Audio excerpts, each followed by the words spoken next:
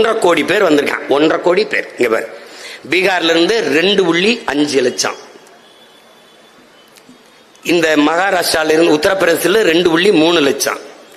இங்க வந்து இங்க பேர் 3 விழுக்காடு. எல்லாம் நல்லா கவனிச்சுக்க. இங்க ஒரிசால இருந்து 2.3, ராஜஸ்தான்ல இருந்து 0.5 விழுக்காடு. எல்லாம் இப்படி ஏறி 4.8 விழுக்காடு நம்ம மக்கள் தொகையில வந்து கூட்டிட்டான். இதுல என்ன பிரச்சனை வருதுன்னு கேளு. நாங்கள் தான் பெருத்த சாதி வன்னியர் பேச முடியாது. நாங்கள் தான் பெருத்த சாதி கவுண்டர் பேச முடியாது. நாங்கள் தான் முக்குளத்தோர் பெருத்த சாதி பேச முடியாது. ஏன்? வன்னியர் 16 விழுக்காடு, கவுண்டர் 14 விழுக்காடு, பறையர் 13 விழுக்காடு, இந்த கல்லர் மறவர் அகமுடையர் சேர்ந்து 14 விழுக்காடு. இவன் தான் பெருத்த தமிழ் சமூகம். இதுக்கடையில தேவேந்திரர், நாடார், கோனார், உடையார், பிள்ளை, முதலி, முத்தரையார், இப்படி ஏகப்பட்ட தமிழ் சமூகங்கள் இருக்கு. இது எல்லாத்தை விட அவன் இதுவரை 1.5 கோடி பேர் வந்திருக்கான். ஒரே ஒரு கணக்கு, 1.5 கோடி வட இந்தியன். ஒரு ஆளுக்கு சராசரி ஆவரேஜ் 10,000 சம்பளம். மாசம் 10,000. மாசம் 10,000.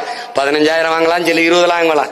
சராசரி 10,000 என்றால் மாசம் 15,000 கோடி உன்னுடைய நாட்டின் பொருளாதாரம் வட இந்தியாவுக்கு போகுது. நீ உழைப்பில் இருந்து வெளியதனால மாசம் 15,000 கோடி, வருஷத்துக்கு 1,80,000 கோடி போகுது. புரியுதா? ஒரு ஆண்டுக்கு 50,000 கோடி தான் உன்னுடைய டாஸ்மார்க் வருமானம். அதுலதான் இந்த நாட்டின் நிர்வாகமே இருக்கு. நீ உழைப்பில் இருந்து வெளியேறியதால் 1,80,000 கோடி உன் பணம் வெளிமாநிலத்துக்கு போகுது. இதை இவனுக்கு கவலை கிடையாதுரா. அவன் சொல்றானே அவர்கள் இந்தியர்கள் இல்லையா,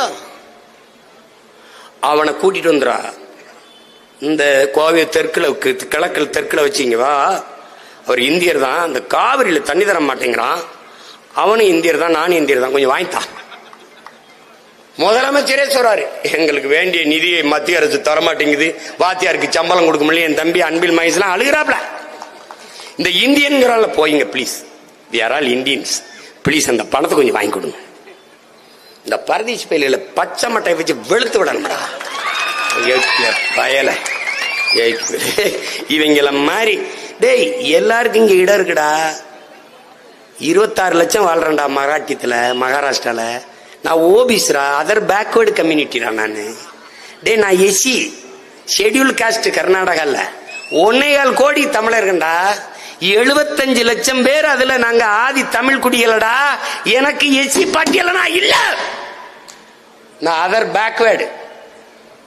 எந்த மாநிலத்துல எனக்கு உரிமை இருக்கு? பிக்காலி எந்த மாநிலத்துல இருக்கு? எந்த மாநிலத்தில் இருக்கு? வந்தவன் போனவன் எல்லாருக்கும் இடம் இருக்கு. என்னுடைய பேரன்பையும் பெருந்தன்மையும் நீ இழிச்சவாத்தனம், ஏமாளித்தனம் என்று கருதுகிறாய். அது தமிழ் பேரினத்தின் பேரன்பு. நீ அதை புரிஞ்சுக்கிற மாட்டேங்கிற. நீ வா, வேலை செய், சம்பளம் வாங்க, போ, ஓட்ட அங்கே போய் போடு. இங்க குடும்ப அட்டை எடுக்கிறாய், வாக்காளர் அடையாள அட்டை எடுக்கிறாய். 1,50,00,000 பேர் எங்கடா குடியிருப்பான்? தண்ணீர், மின்சார செலவு, இட நெருக்கடி, வாடகை உயர்வு, கொஞ்சம் கொஞ்சமா நிலத்தை பறிபோகும். இன்னைக்கு அவன் குறைந்த கூலி 500 ரூபாய்க்கு, தமிழர்கள் 800 ரூபாய் கேட்கிறார்கள், அவர் 500 ரூபாய்க்கு வேலை செய்கிறான் என்று நீ குறைந்த கூலி என்று கொடுக்கிறாய்.